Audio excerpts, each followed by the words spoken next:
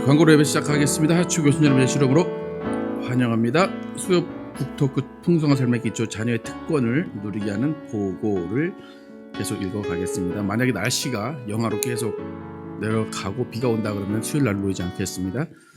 2023년 연말정수 서류 필요하신 분들 말씀해 주시면 준비해드리겠습니다. 교인 동정 보시면 서주영재 부대훈련 계속 진행하고 있습니다. 계속 기도해 주시기 바랍니다. 1689년 신앙고백 16장 선행에 대하여 함께 읽도록 하겠습니다. 시작. 신자들은 선을 행하는 데 무능력하다. 그럼에도 불구하고 그들의 인간됨은 그리스도를 통해 하나님께 용납되고 그들의 선행도 그리스도 안에서 받아들여진다. 이것은 그들이 하나님께서 보시기에 전혀 흠이 없거나 책망할 것이 없기 때문이 아니다. 오직 하나님께서 그들을 독생자 예수 그리스도 안에서 바라보시기 때문이다. 비록 신자들의 선행이 연약하고 불완전함을 수반하고 있을지라도 하나님의 기쁘신 뜻에 따라 그들의 선행은 용납되고 진실한 행위에 대해서는 상이 내려진다. 7번 시작. 행위에 있어서 비록 중생하지 못한 자들이라도 본질적으로 하나님의 명령을 쫓아 나름대로 선행을 드러낼 수 있고 이를 통해 자신과 타인에게 유익을 끼칠 수 있다. 그러나 그 행위들은 믿음과 정결한 마음에서 난 것이 아니고 말씀을 따라 의롭게 행해진 것도 아니며 하나님의 영광을 목적으로 하지도 않았다.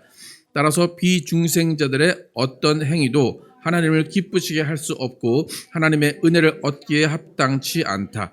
그럼에도 불구하고 비중생자들이 나름대로의 선행을 게을리하는 것은 하나님 앞에서 죄를 가중시키고 하나님을 더욱 노엽게 하는 것이다. 우리가 선을 행하는 것이 어떤 이유 가운데 어떻게 선을 행하게 되는지에 대해서 알려주고 있습니다. 기도 제목 계속해서 기도해 주시기 바랍니다. 함께 일어나셔서 찬양하시고 예배 시작하겠습니다.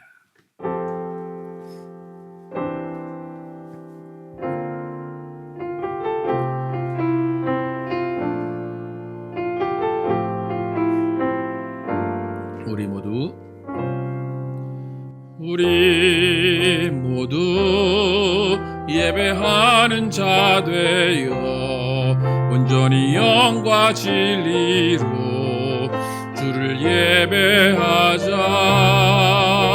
주가 우리와 함께 영원히 함께 하시고 마르지 않는 샘물로 우리를 채우시리라. 우리 모두 예배하는 자 되어 온전히 영과 진리로 주를 예배하자. 주가 우리와 함께 영원히 함께 하시고 마르지 않는 샘물로 우리를 채우시리라. 우리 모두 예배하는 자 되어 온전히 영과 진리로 주를 예배하자. 주가 우리와 함께 영원히 함께 하시고 마르지 않는 샘물로 우리를 채우시리라.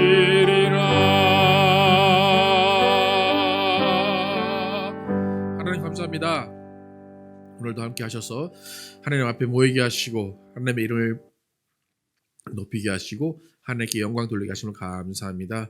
비록 추운 날씨 가운데도 우리를 지켜주고 보호하셔서 이렇게 모이게 하셨사오니 또 하나님께 우리의 마음과 뜻을 보여드리게 하시고 또 우리 하나님의 귀한 사랑, 귀한 은혜 받는 시간 될 수 있도록 인도하여 주시옵소서. 예수 그리스도의 이름으로 기도드렸습니다. 아멘. 함께 앉으셔서 찬양하시겠습니다.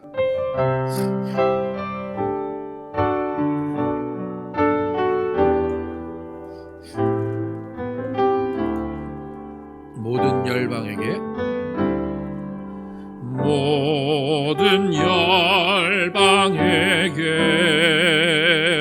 주 주 성령 부어주소서. 하나님의 백성 주의 말씀 주시고 꿈과 환상 주사 주의 비밀 알리소서. 우리 믿사오니 하늘이 주의 날 선포케 하소서. 그날엔 주의 영이 임하여 금붕이 땅 위에 일어나리라. 모든 영혼 깨어 일어날 때 주 예수를 부르는 자는 구원되리. 모든 열방에게 주 성령 부어주소서. 영광 중에 호사 주 경외하게 하시고 크신 능력으로 땅과 하늘 흔드소서. 주를 기다리니 만물이 주의 날을 보게 하소서. 그날엔 주의 영이 임하여 금붕이 땅 위에 일어나리라. 모든 영혼 깨어 일어날 때 주 예수를 부르는 자는 구원되리. 그날에 주의 영이 임하여 그날엔 주의 영이 임하여 금붕이 땅 위에 일어나리라. 모든 영혼 깨어 일어날 때 주 예수를 부르는 자는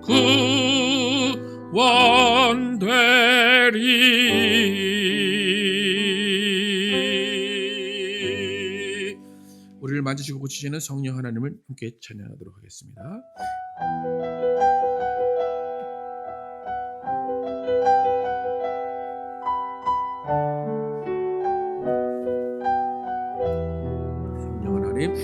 성령 하나님 나를 만지소서. 상하고 깨어져 지친 나를 새롭게 하소서. 성령의 바람 시들은 내 영 살리소서. 성령 하나님, 성령 하나님 이 땅 고치소서. 죄악의 어둠 속 헤매는 우리 태워주소서. 성령의 불로 세상 헛된 맘 태우소서.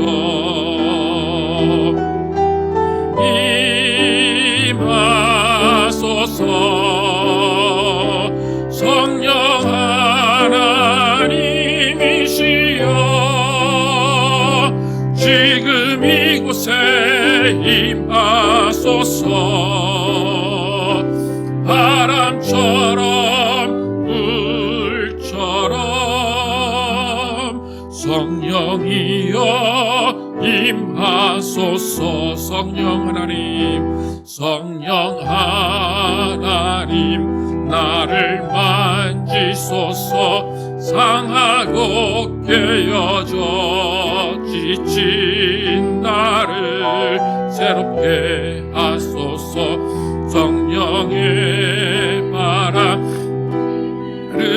내 영 살리소서. 성령 하나님, 성령 하나님, 이 땅 고치소서. 죄악의 어둠 속 헤매는 우리 태워주소서.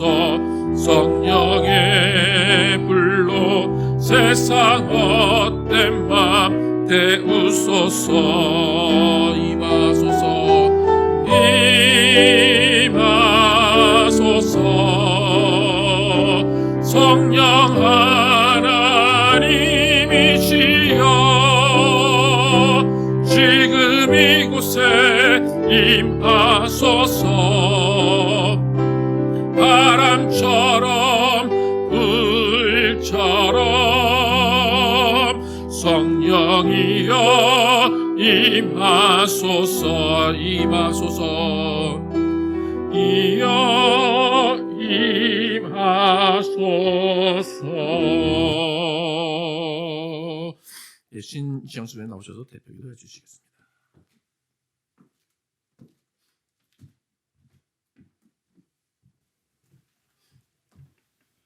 만유의 주제 대신 예수 그리스도를 통해 우리를 자녀로 부르신 하나님 아버지를 찬양합니다. 예수님의 끝까지의 순종을 통해 우리를 자유케 하여 주시고 죄의 권세 아래 더 있지 않게 하셔서 우리로 하여금 성령 하나님을 따르게 하시니 감사합니다. 그러나 마귀의 권세 아래 있는 이 세상에 우리도 함께 살아가는지라 죄의 유혹과 육신의 정욕에 맞서 성령의 법을 따르고자 늘 최선을 다하지만 지쳐서 쓰러지고 마는 때도 있음을 고백합니다. 늘 말씀 안에서 살게 하사 우리로 성령 충만케 하옵소서. 또한 죄책감보다는 다시금 하나님 안에서 일어서는 용기 있는 자들이 되게 하옵소서.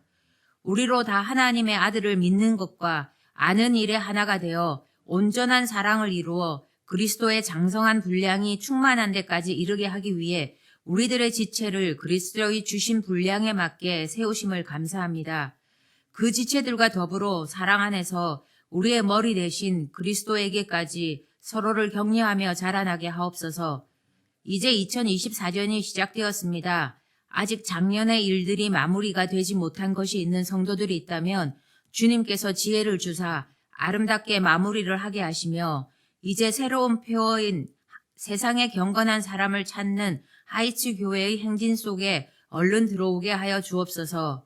우리의 기도가 어둠 속에서 참빛을 찾는 사람들이 예수 그리스도를 영접케 하며 그리스도로 말미암아 탄압 속에서 웅크리고 있는 사람들에게 담대함과 피할 길을 내사 그들로 숨쉬게 하며 또한 이루어져야 할 주님의 역사에 쓰임받게 하여 주옵소서. 우리의 각자 나름의 어려운 사정들을 주님이 아십니다. 주님 앞에서 기도할 때 마땅히 구해야 할 것을 알게 하시고 우리로서는 알 수 없는 성령의 도우심으로 나로 평안과 감사함으로 매듭지어지게 하여 주옵소서.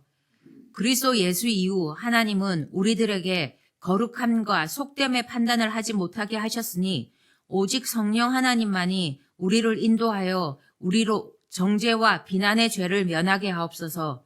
내가 만든 그리스도가 아닌 나를 죄에서 자유케 하신 삼위일체 되신 하나님을 좇게 하여 주옵소서.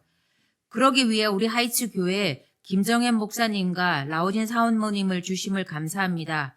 누구보다도 삶으로 우리들과 함께 하나님의 경건을 살아가게 하시니 이보다 좋은 멘토가 어디 있겠습니까?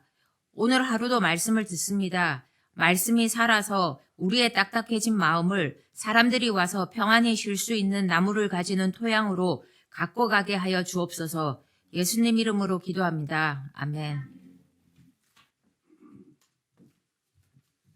준비하신 예물 드리시면서 나는 아무것도 아닙니다. 찬양합니다.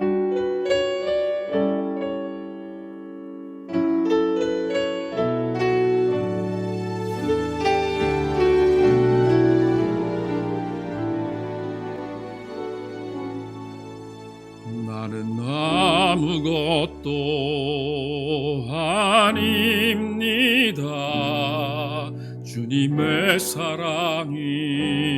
없으면 나는 아무것도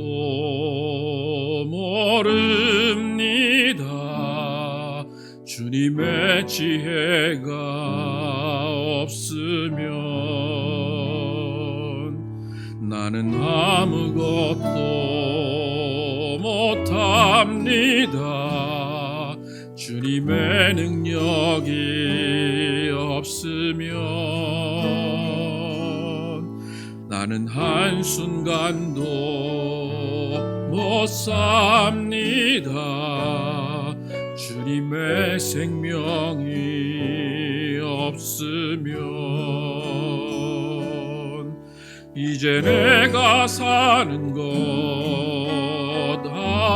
아니요 그리스도 내 안에 사시니 오직 그의 생명이 나의 생명 나의 모든 날들도 주의 것 나는 오직 한 분 바랍니다. 나의 아버지 나의 구원 나의 주 나는 아무것도 아닙니다. 나는 아무것도 아닙니다. 주님의 사랑이 없으면 나는 아무것도 모릅니다. 주님의 지혜가 없으면 나는 아무것도 못합니다. 주님의 능력이 없으면 나는 한순간도 못 삽니다. 주님의 생명이 없으면 이제 내가 사는 것 아니요 그리스도 내 안에 사시니 오직 그의 생명이 나의 생명 나의 모든 날들도 주의 것 이제 내가 사는 것 아니요 이제 내가 사는 것 아니요 그리스도 내 안에 사시니 오직 그의 생명이 나의 생명 나의 모든 날들도 주의 것 이제 내가 사는 것 아니요 이제 내가 사는 것 아니요 그리스도 내 안에 사시니 오직 그의 생명이 나의 생명 나의 모든 날들도 주의 것 나는 오직 한 분 바랍니다. 나의 아버지 나의 구원 나의 주 나는 오직 한 분 바랍니다. 나는 오직 한 분 바랍니다. 나의 아버지 나의 구원 나의 주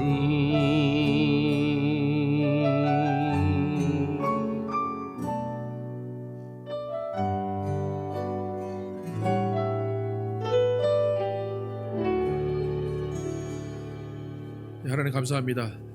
우리는 오직 한 분 하나님만 바라며 살게 하심을 감사합니다. 오늘도 하나님 앞에 나오면서 빈손으로 나오지 아니하고 예물 드린 손길 기억하시고 하나님께서 복을 내려 주시옵소서. 하나님께서 주신 물질 온전한 믿음으로 구별해 드린 손길 기억하시고 하나님께서 그 가정의 모든 사정을 아시고 모든 형편을 아시오니 모든 것들을 채워주시고 풍족케 하여 주시옵소서. 또 하나님 감사헌금과 주일헌금 여러 가지 모양으로 드려진 손길 기억하시고 하나님께서 모든 것들을 하나님께서 주장하여 주시고 그 가정 가운데 평화와 사랑을 내려 주시옵소서. 오늘도 말씀 듣습니다. 이 말씀이 우리의 생각과 우리의 행동을 변화시키게 도와주시고 또 예수 그리스도와 함께 살아가며 정말 그 말씀대로 살아가는 우리 모두 되게 하여 주시옵소서. 예수 그리스도의 이름으로 축복하며 기도드렸습니다. 아멘. Our Father, which art in heaven, by name, Thy kingdom come, Thy will be done in earth as it is in heaven. Give us this day our daily bread, and forgive us our debts as we forgive our debtors. And lead us not into temptation, but deliver us from evil. For Thine is the kingdom, and the power, and the glory, forever and ever. Amen. 오늘 주신 말씀 에베소서 4장 7절에서 14절 말씀입니다. 에베소서 4장 7절에서 14절 제가 먼저 읽고 교독하겠습니다. 우리 각 사람에게 그리스도의 선물의 분량대로 은혜를 주셨나니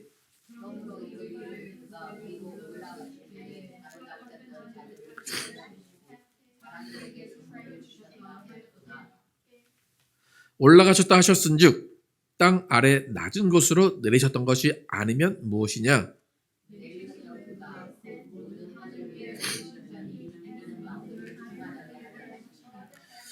그가 어떤 사람은 사도로, 어떤 사람은 선지자로, 어떤 사람은 복음 전하는 자로, 어떤 사람은 목사와 교사로 삼으셨으니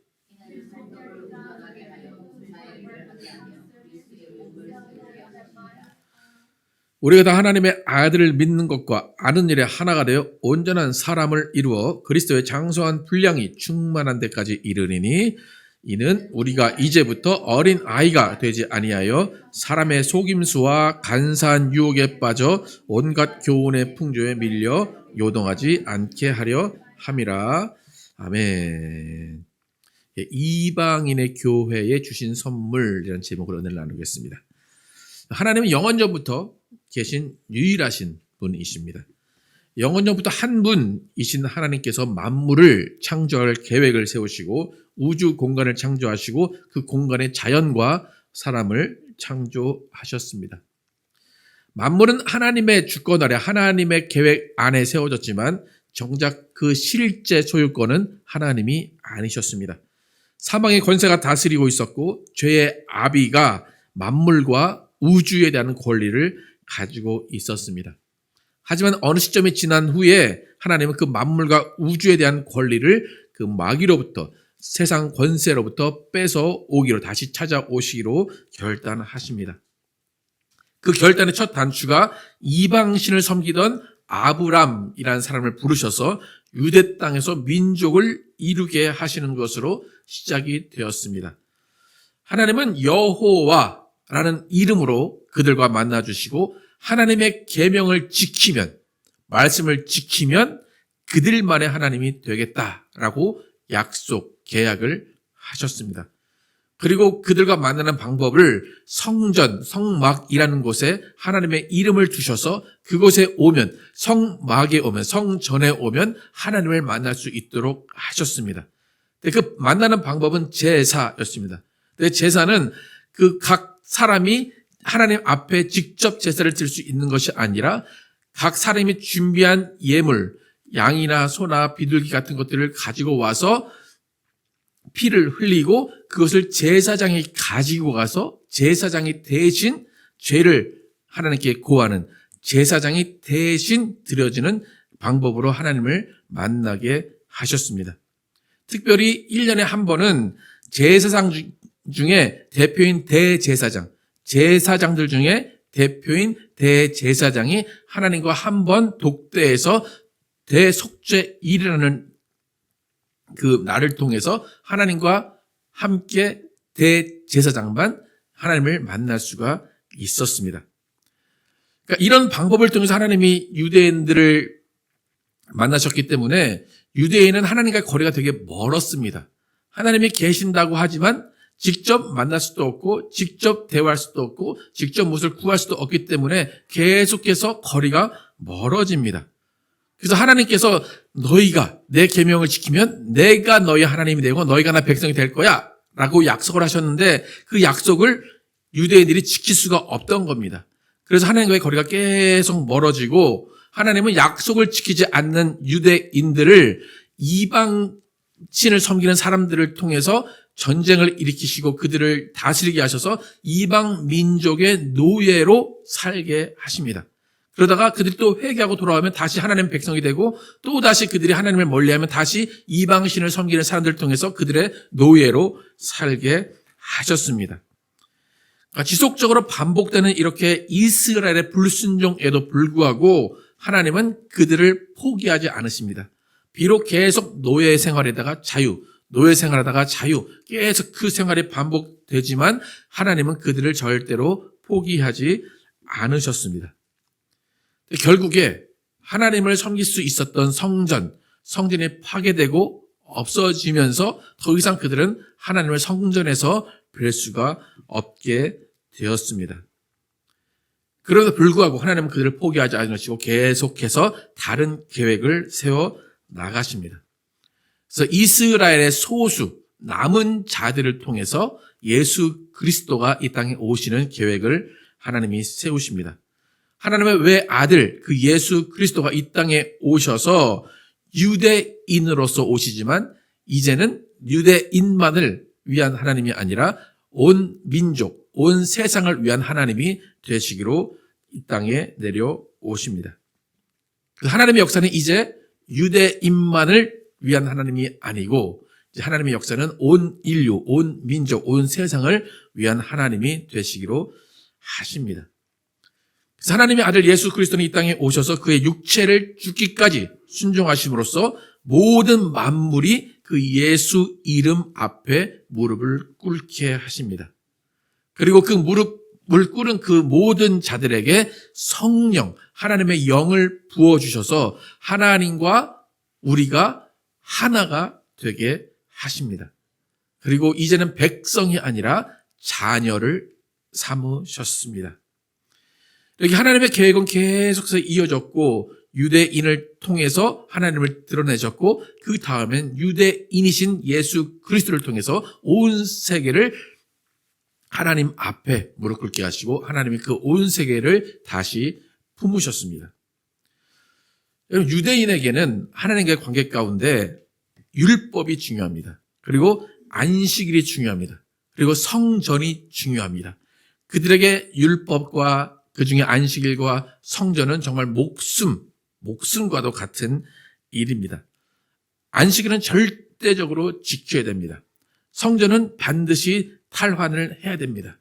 지금 이스라엘 사람들의 목적은 딱 두 가지입니다. 안식일을 거룩하게 지키기 위해서 성전을 탈환하는 것입니다.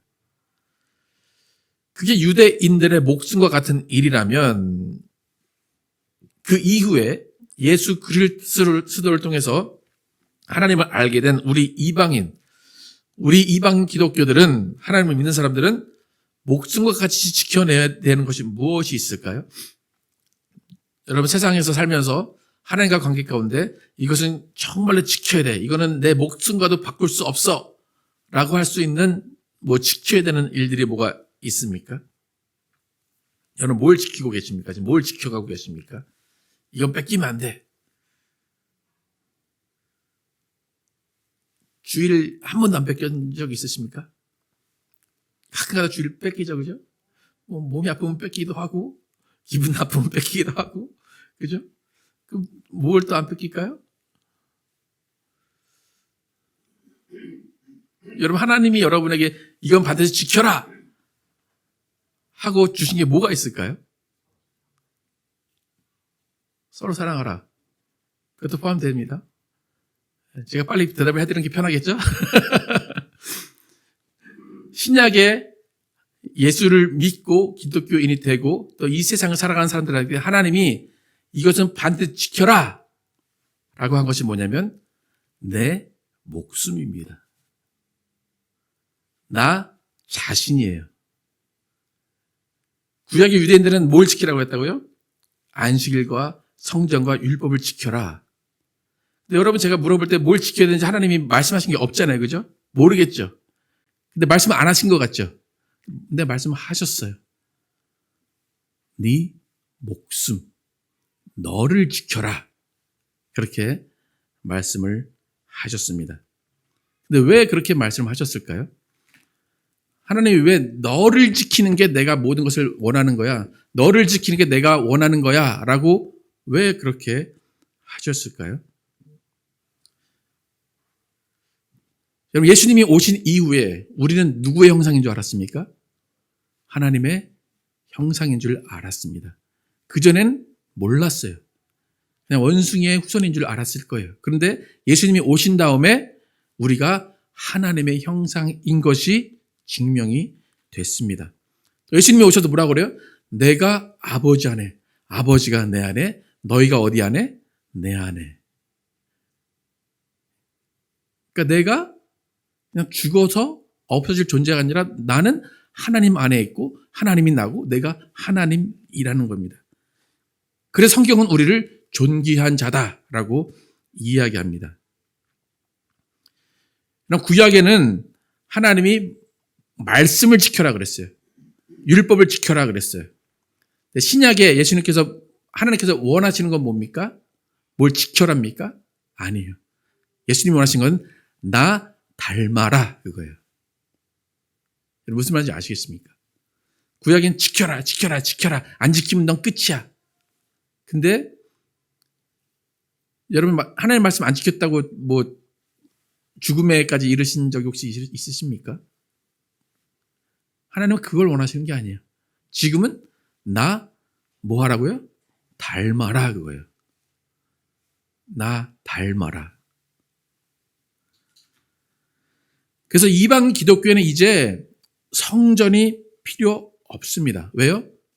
하나님은 더 이상 성전에 거하시지 않아요. 그럼 어디 거할까요? 하나님은 내 안에. 고린도전서 3장 16절 함께 읽어보겠습니다. 시작. 너희는 너희가 하나님의 성전인 것과 하나님의 성령이 너희 안에 계시는 것을 알지 못하느냐? 누구든지 하나님의 성전을 더럽히면 하나님이 그 사람을 멸하시리라. 하나님의 성전은 거룩하니 너희도 그러하니라. 율법에 뭘 안 지키면 넌 죽을 거야 그랬어요?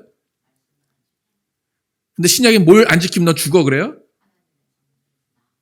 나를 제대로 안 돌보면 죽을 거야. 쉽게 말해 그렇게 말씀하셨어요. 무슨 말인지 아시겠습니까? 네가 얼마나 존귀한 자인지 모르면 넌 나한테 혼나. 그 말씀밖에 안 하시죠. 말씀을 지키지 않으면 넌 이걸 안 하면 넌 안식일을 안 지키면 넌 주일을 안 지키면 넌 누구를 어떻게 하면 그게 아니라 너를 사랑하지 않으면 내가 너를 멸하리라.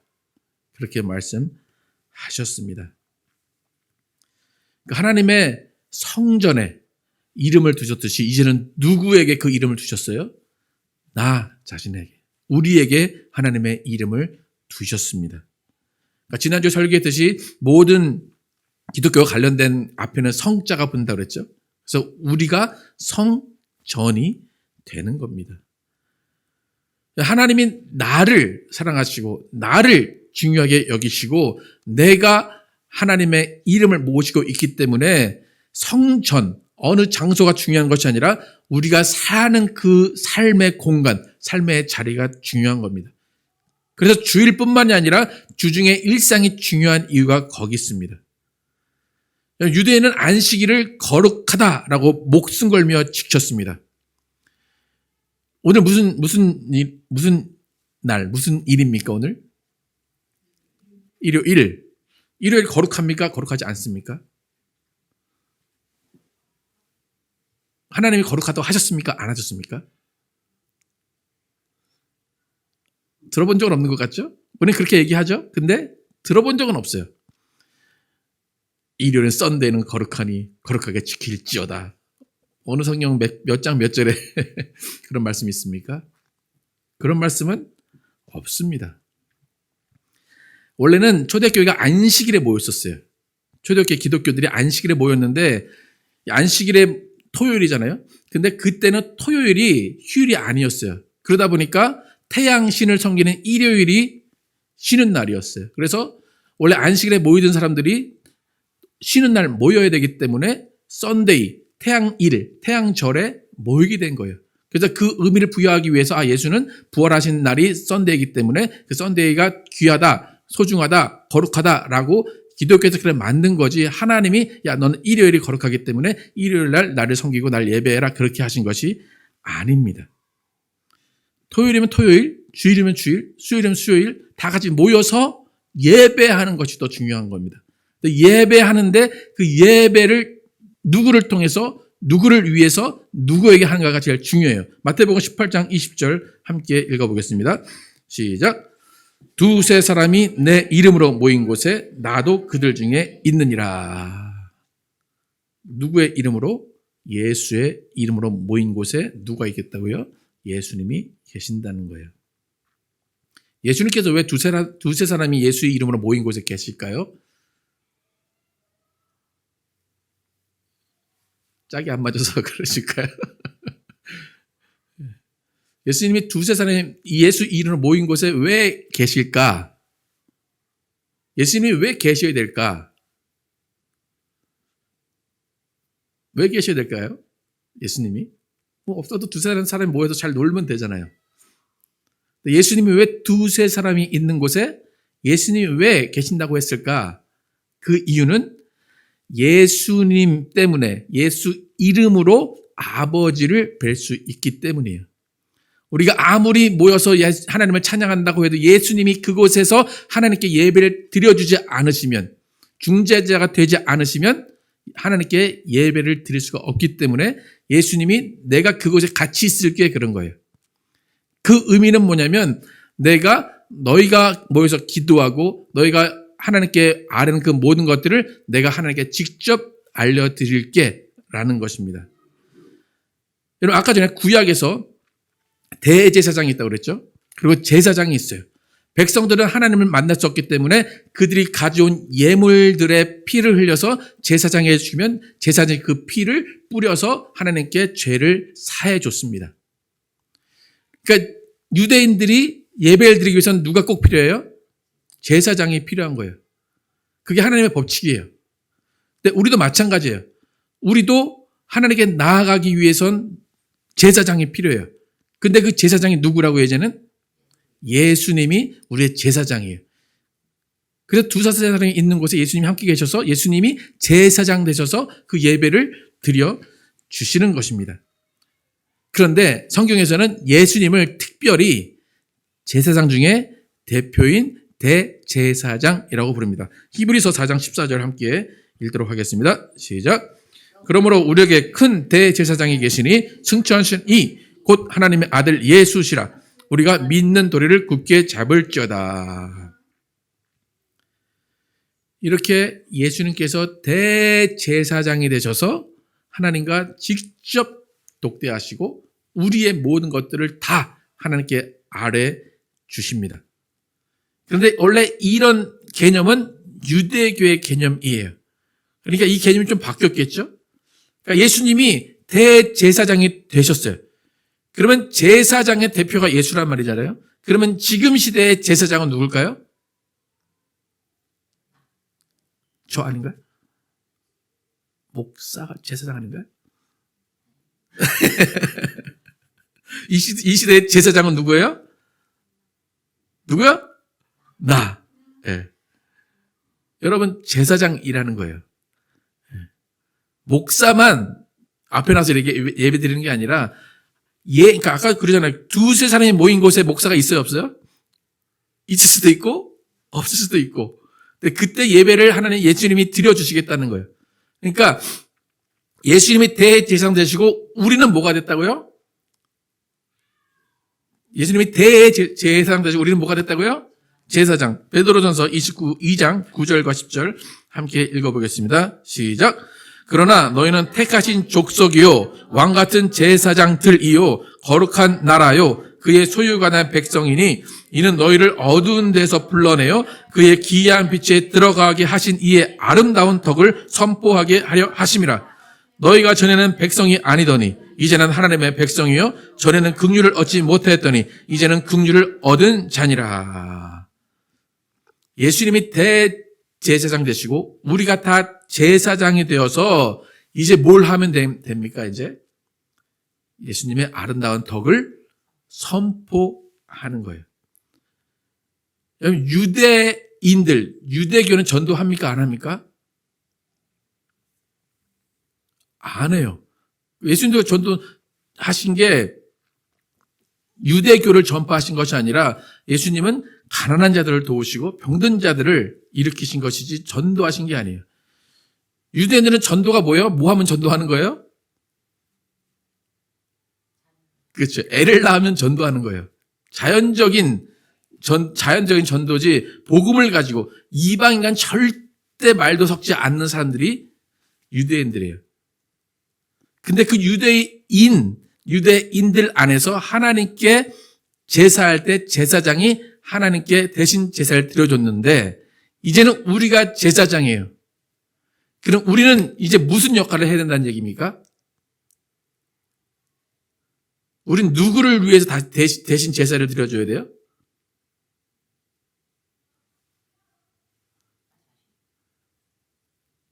예수를 모르는 사람들에게 내가 가서 예배를 하나님께 드려주는 거예요.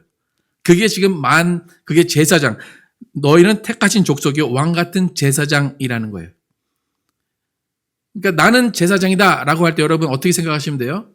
내가 예수를 믿지 않는 자에게 하나님을 전할 수 있고 하나님을 만나게 해줄 수 있는 중간자가 되었다라는 거예요. 그러니까 우리가 예수님을 통해서 하나님을 만난 것처럼 지금 예수 믿지 않는 자들은 누굴 통해서 하나님을 만나게 됩니까? 우리를 통해서, 제사장인 나를 통해서 하나님을 만나게 되는 것입니다. 여러분, 그래서 제사장이 뭔지, 대제사장이 뭔지 좀 개념을 아시겠습니까? 네. 정말 아시겠습니까? 이걸 좀 잘 아셔야 돼요. 요즘 개념이 잘 안 잡혀 있는 경우가 많아서 이걸 좀 제가 말씀을 드리는데, 예수님의 부활 이후로는 예수님이 대제사장이다 라고 믿는 자들은 모두가 제사장이 된 겁니다.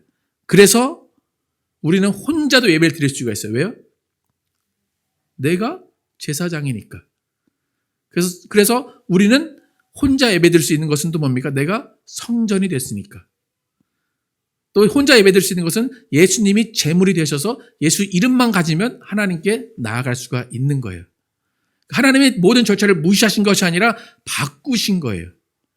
그래서 우리를 제사장 삼으셔서 내가 예배 드릴 수 있고 내가 하나님을 만날 수 있고 내가 하나님께 나아갈 수 있게 하셨다는 것입니다.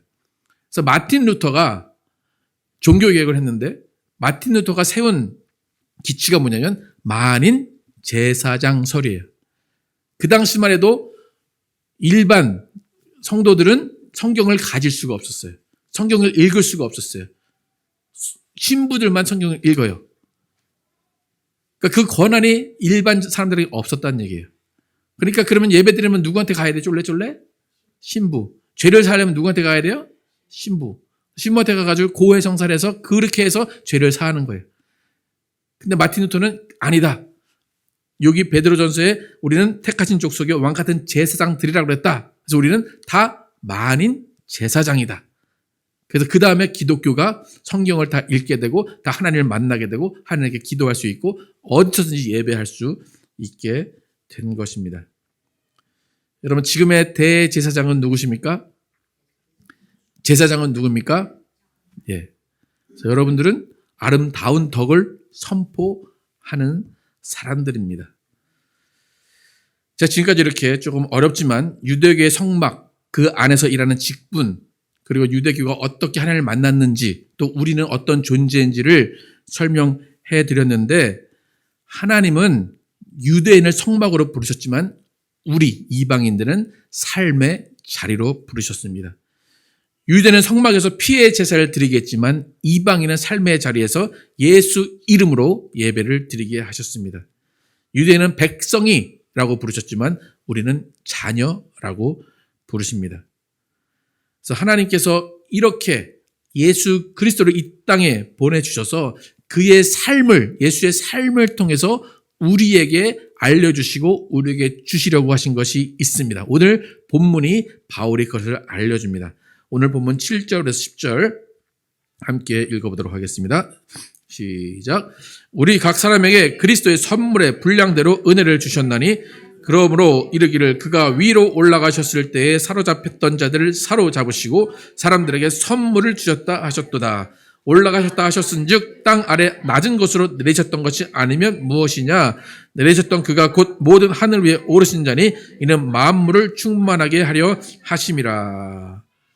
예수님께서 우리에게 각 사람의 분량에 맞게 다 뭘 주셨다고요?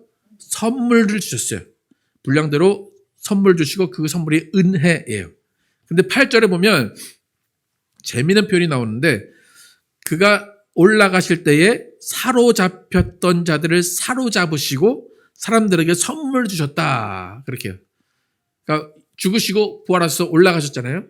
근데 올라가셨을 때 사로잡은 자들이 있어요. 근데 영어 성경에 보면 어떻게 나오냐면 He led captives in his train이에요.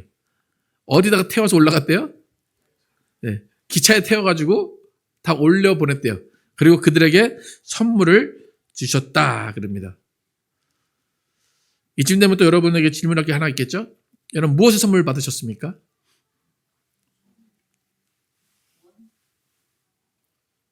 다 다르죠? 무슨 선물 받았는지 사도행전 2장 38절 함께 읽어보겠습니다. 시작. 베드로가 이르되 너희가 회개하여 각각 예수 그리스도의 이름으로 세례를 받고 죄 사함을 받으라. 그러면 성령의 선물을 받으리니. 야고보서 1장 시작. 온갖 좋은 은사와 온전한 선물이 다 위로부터 빛들의 아버지께로부터 내려오나니 그는 변함도 없으시고 효전하는 그림자도 없으시니라. 예수님이 사로잡힌 자들을 사로잡으셔서 기차에 태우셔서 올라가시고 선물을 주셨는데 뭘 주셨다고요? 성령의 선물, 성령을 선물로 주셨다는 거예요. 그러니까 유대인과 우리의 가장 큰 차이가 뭡니까? 선물을 받았느냐 안 받았느냐. 유대인들은 성령을 선물로 받은 적이 없습니다. 왜요? 예수님께서 올라가신 적이 없기 때문에. 그러니까 여러분이 성령을 선물로 받았는지 안 받았는지를 확실하게 아셔야 돼요. 성령 받았다.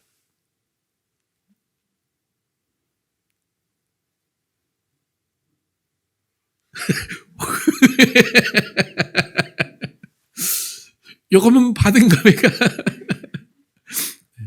그게 중요해요. 분명히 선물을 줬댔잖아요. 그죠? 성령의 선물을 줬다. 근데 난 받은 적이 없는데요. 우리는 받아야 돼요. 또 받은 걸 알아야 돼요. 유대인에게 부어주지 않았던 성령을 우리에게 주셨다는 것은 아까도 말씀드렸지만 너희는 거룩한 누구의 전이라고? 성령의 전이라는 거예요. 그러니까 여기에 대해서 신학적인 어떤 차이가 좀 있긴 하지만 어쨌든 성령은 다 받아야 되는 것은 공통적입니다. 그것을 알게 받던 모르게 받던 나는 성령을 받았다는 것을 내가 깨닫고 알고 있는 것이 중요합니다. 근데 성령을 왜 주셨을까? 왜 우리를 성전 삼으시고 왜 우리에게 하나님의 전이 되게 하셨을까? 오늘 본문 11절에서 13절 함께 보도록 하겠습니다. 시작. 그가 어떤 사람은 사도로, 어떤 사람은 선지자로, 어떤 사람은 목사와 교사로 삼으셨으니 이는 성도를 온전하게 하여 봉사의 일을 하게 하며 그리스도의 몸을 세우려 하심이라. 우리가 다 하나님의 아들을 믿는 것과 아는 일에 하나가 되어 온전한 사람을 이루어 그리스도의 장성한 분량이 충만한 데까지 이르리니. 우리에게 성령을 주신 이유, 그것은 온전한 사람을 이루게 하시기 위해서요. 그리스도의 장성한 분량에 충만한 데까지 이르게 하시기 위해서요. 여러분, 어떤 사람은 사도로, 어떤 사람은 선지자로, 어떤 사람은 복음 전환자로, 어떤 사람은 목사와 교사로 삼으셨다 그래요. 이걸 보면 되게 직분이 중요하다고 생각을 하는 사람들이 많아요. 목사, 대단해. 선지자 대단해. 복음 전환자 대단해. 지금 그 얘기를 하는 게 아니에요. 그 앞에 무슨 말이 붙어 있어요? 어떤 사람, 어떤 사람. 무슨 말입니까? 나 목사 될래? 가 먼저입니까? 하나님이 이 사람은 목사가 될 사람이구나 가 먼저입니까? 그죠? 직분이 중요한 게 아니에요. 뭐가 먼저 돼야 돼요? 사람이 먼저 돼야 돼요. 어떤 사람을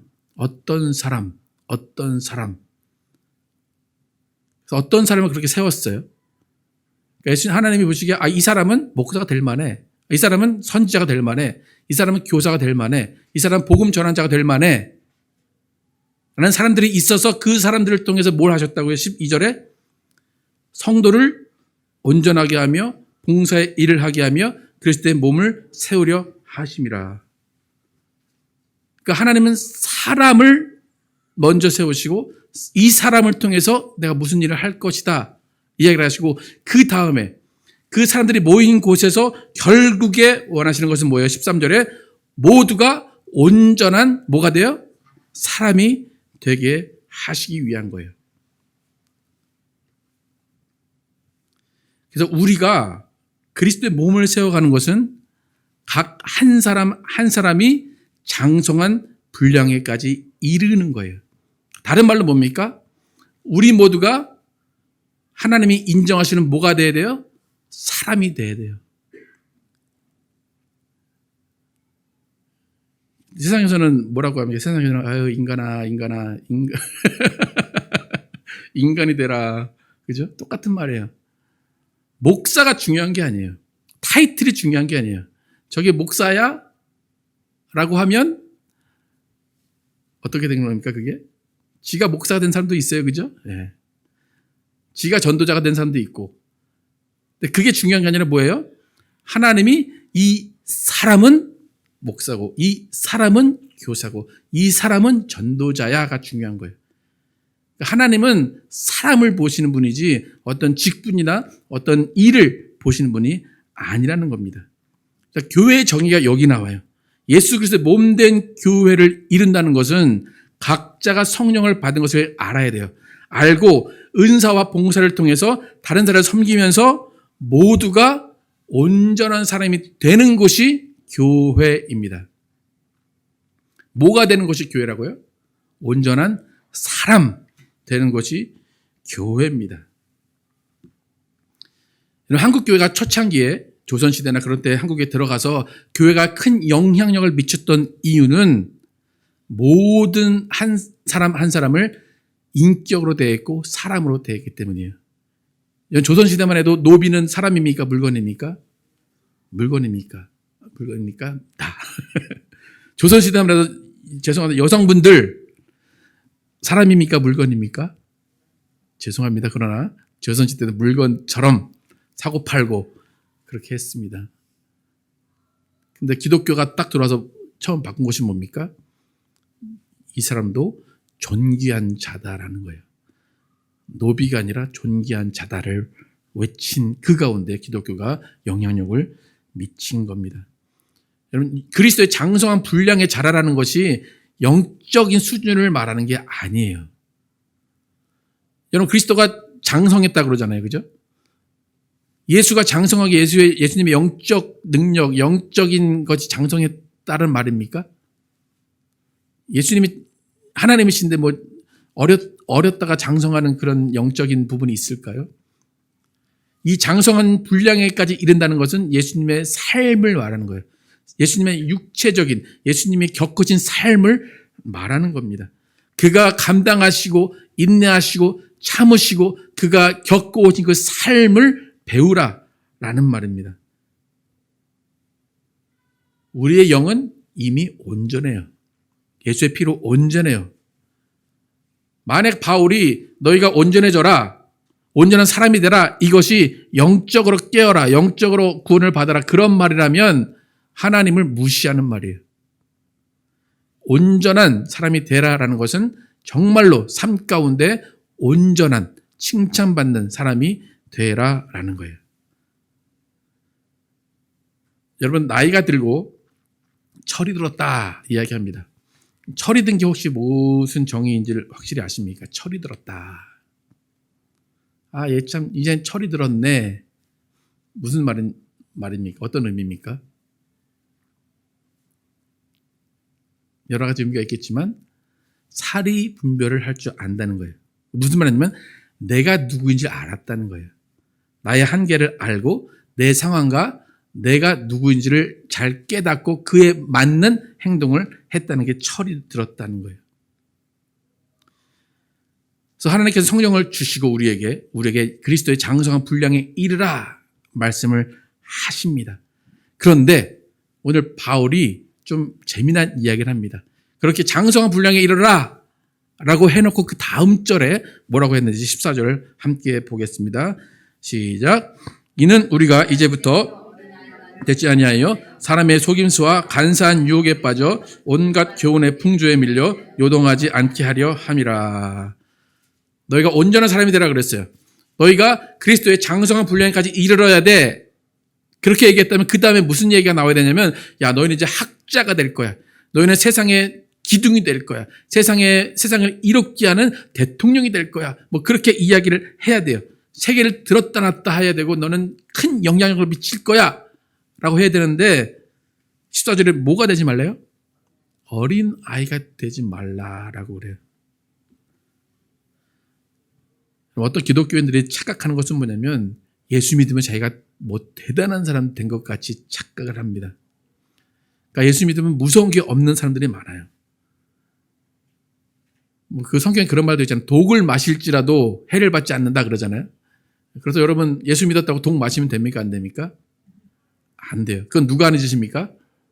어린 아이가 하는 짓입니다. 바울이 우리에게 원하는 것은 큰 것을 원하는 게 아니에요. 예수님도 여러분의 큰 것을 원하는 것이 아니에요. 그냥 어린 아이와 같지 말아라 라는 거예요. 우리는 예수님이 주신 선물의 분량만큼만 살아가면 됩니다. 그러기 위해서 내가 성령을 받았는지 또 성령의 은사를 받았는지 어떤 선물을 받았는지를 아는 게 중요해요. 나는 이만큼 받았는데 주셨는데 성령이 이만큼 주셨는데 나는 이만큼 받은 줄 알면 그만큼 실수하며 사는 거예요. 성령은 이만큼 주셨는데 나는 이만큼 받은 줄 알면 충성하지 못하며 사는 겁니다. 그럼 성령이 함께하는 사람은 만물을 충만케 하는 사람입니다. 각 사람에게 성령을 나타내심은 유익하게 하려 하심이라고 이야기합니다. 여러분 다시 한번 여러분에게 주신 선물 뭔지 다시 한번 체크해 보시기 바랍니다. 다 주셨어요. 안 주신 건 아무도 없어요. 다 줬어요.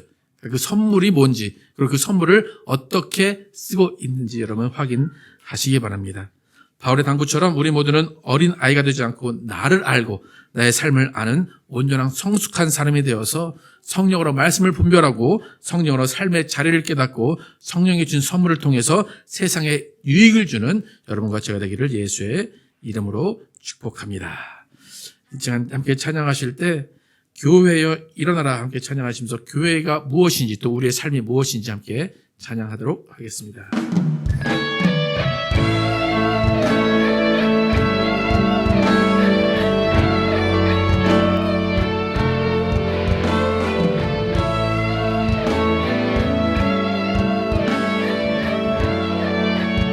교회여 일어나라 교회여 일어나라 주께서 부르시니 두려움과 실패 내려놓고 교회여 일어나라 교회여 일어나라 교회여 일어나라 주께서 주께서 보내신 어디에서요? 우리를 부르신 삶의 자리에서 교회여 일어나라. 우린 세상의 빛 하나님의 편지 주의 교회를 통해 세상이 주를 보리라. 일어나라 아버지 사랑으로 아버지 능력으로 서로 하나 되어 그 빛을 비추라. 노래하라 아버지의 사랑을 아버지의 크심을 이 삶의 노래로 주님을 나타내라. 일어나라.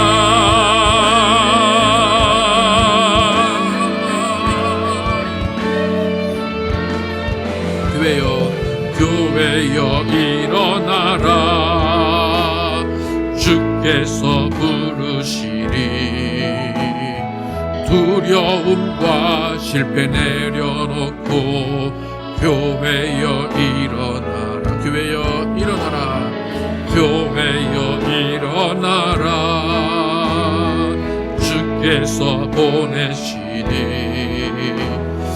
우릴 부르신 삶의 자리에서 교회여 일어나라. 우린 세상의 빛, 우린 세상의 빛, 어둠을 밝히는 하나님의 편지, 주를 나타내는 주의 교회를 통해 세상이 주를 보리. 일어나라. 일어나라 아버지 사랑으로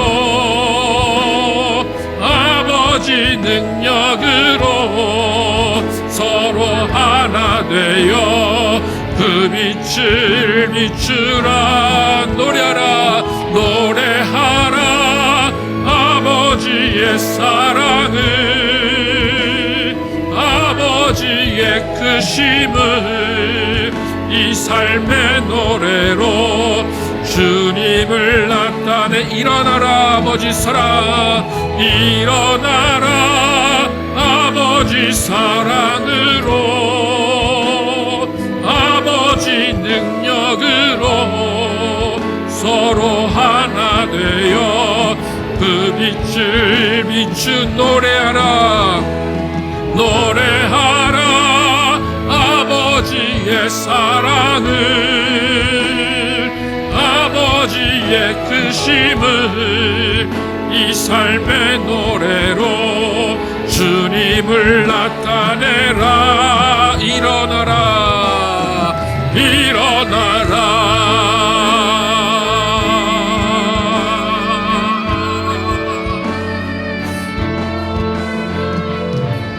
이 시간 기도하실 때 하나님께서 우리에게 목숨과 같이 지키라고 하신 것 단 하나입니다.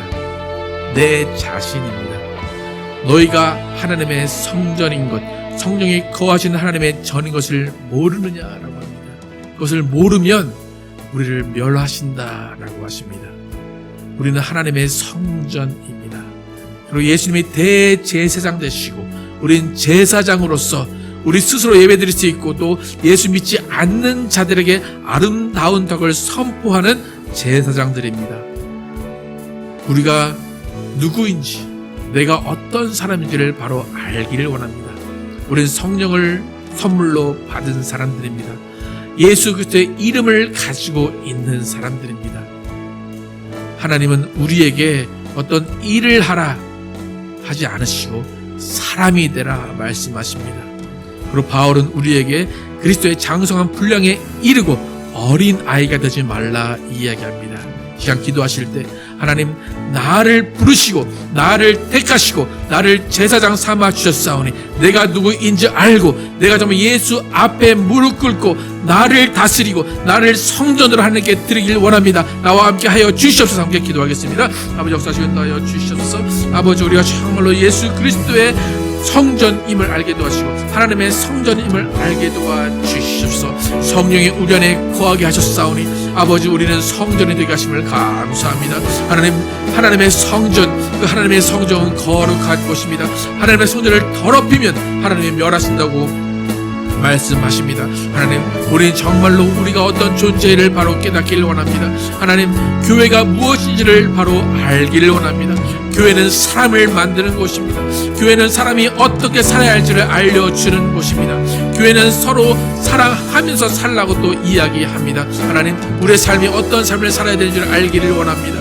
하나님 정말로 무모한 삶이 되지 않게 도와주시고 하나님 앞에 무릎 꿇는 삶이 되게 해주시고 겸손한 삶이 되게 도와주시고 주님 앞에 나아가는 삶이 될 수 있도록 인도하여 주시옵소서.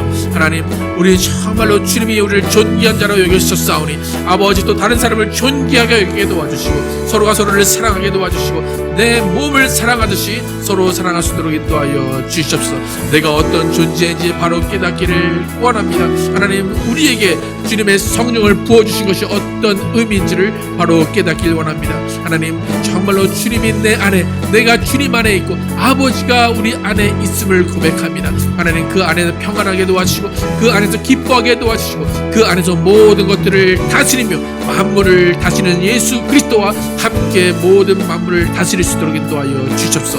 그 가운데 정말 사랑으로 다스리게 도와주시고 사랑으로 베풀게 도와주시고 서로 섬기며 예수 그리스도의 몸을 이루어갈 수 있는 우리 모두 되게 하여 주시옵소서. 하나님 일이 중요한 것이 아닙니다. 직분이 중요한 것이 아닙니다. 하나님이 원하시는 사람이 될 때 하나님이 그 일을 맡기실 것입니다. 하나님 함께 해주시고 먼저 우리는 사람으로 살게 도와주시고 사람의 도리를 알게 도와주시고 사람의 일을 알게 도와주시옵소서. 성령 함께 하시고 성령으로 인도하여 주시옵소서. 아버지 도와주시옵소서. 하나님 감사합니다. 오늘 바울의 말을 통하여서 우리가 어떤 존재인지를 알게 하심을 감사합니다. 우리는 하나님의 성전입니다. 하나님의 영을 우리에게 부어주시고 그 영을 부어주실 때 선물을 같이 주셨습니다. 그리고 그 선물 은사로서 서로 사랑하라고 말씀하시고 서로 섬겨주라고 말씀하시고 세상의 덕을 선포하라고 말씀하십니다. 우리는 세상에 가서 예수 그리스도를 전하며 예수 그리스도를 통해 하나님 아버지를 만나게 할 수 있는 사람들입니다.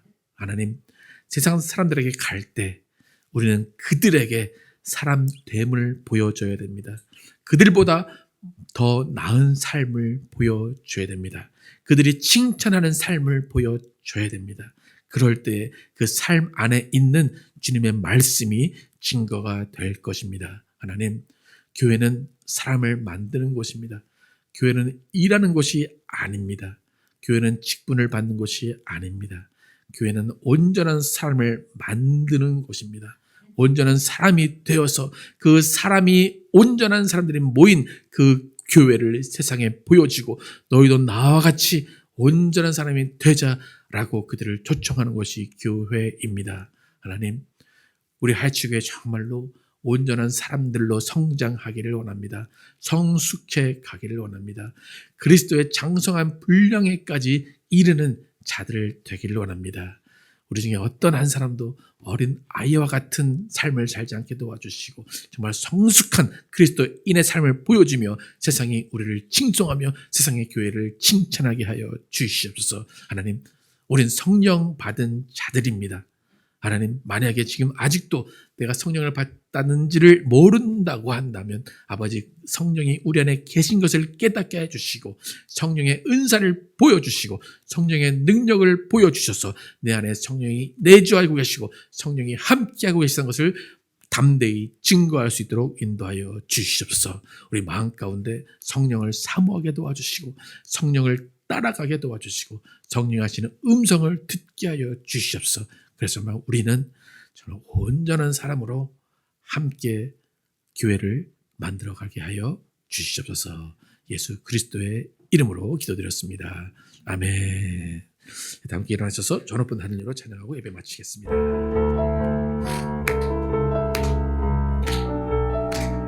저 높은 하늘 위로, 저 높은 하늘 위로 맑은 태양 떠오르듯이 난 주저앉지 않으리. 난 주저앉지 않으리. 어떤 어려움에도 주의 길을 선택하리. 빛 가운데로 걸으리. 주님을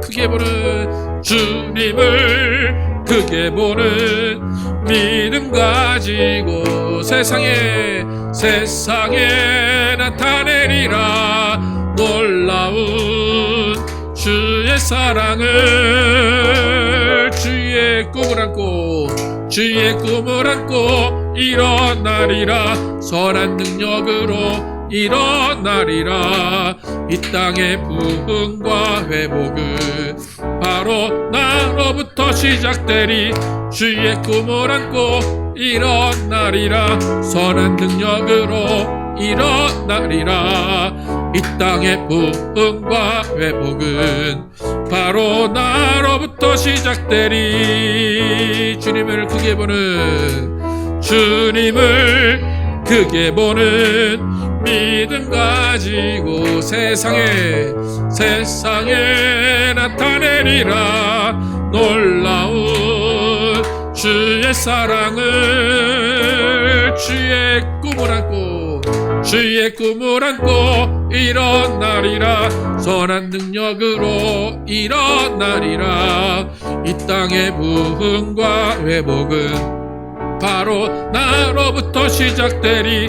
주의 꿈을 안고 일어나리라. 선한 능력으로 일어나리라. 이 땅의 부흥과 회복은 바로 나로부터 시작되리.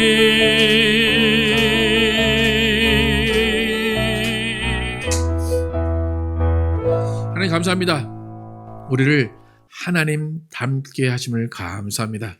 우리를 하나님의 형상으로 지어주심을 감사합니다. 우리에게 하나님의 영이신 성령을 부어주심을 감사합니다. 하나님이 원하시는 것은 우리가 하나님의 말씀을 다 지키는 것이 아니라 우리가 하나님을 닮는 것입니다.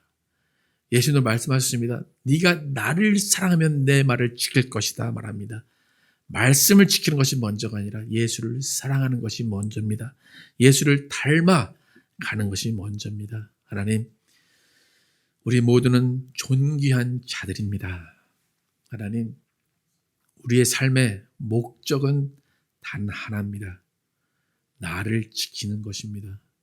내가 하나님의 성전임을 알고 그 성전을 거룩하게 지키는 것입니다. 하나님, 그 성전을 지키기 위해서 성령을 주셨습니다. 그 성령을 주셔서 우리에게 또 은사 주시고 선물 주셔서 우리가 성령으로 말미암아 살아갈 방법을 알려주셨습니다. 하나님, 아직도 그 방법을 모르고 그 방법을 찾지 못한 자들이 있다면 하나님께서 성령을 부어주셨음을 깨닫게 하여 주시옵소서.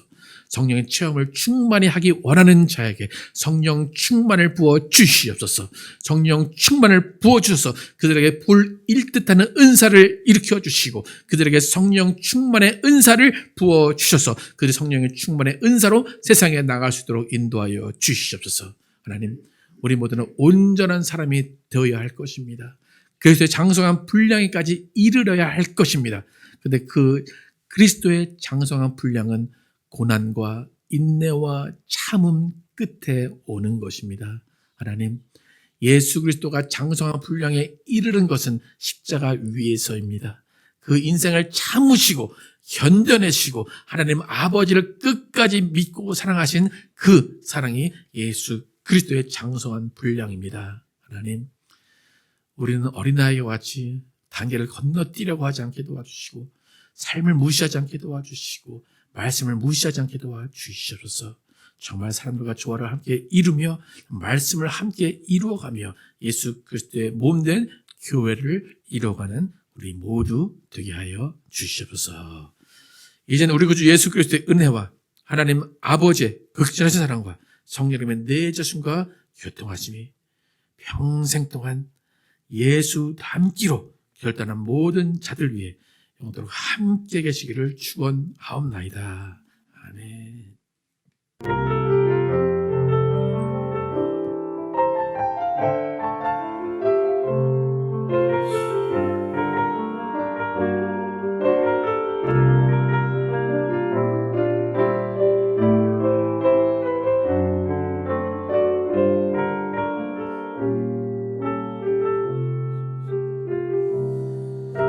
우리의 삶을 고백합니다. 하나님의 꿈이 하나님의 꿈이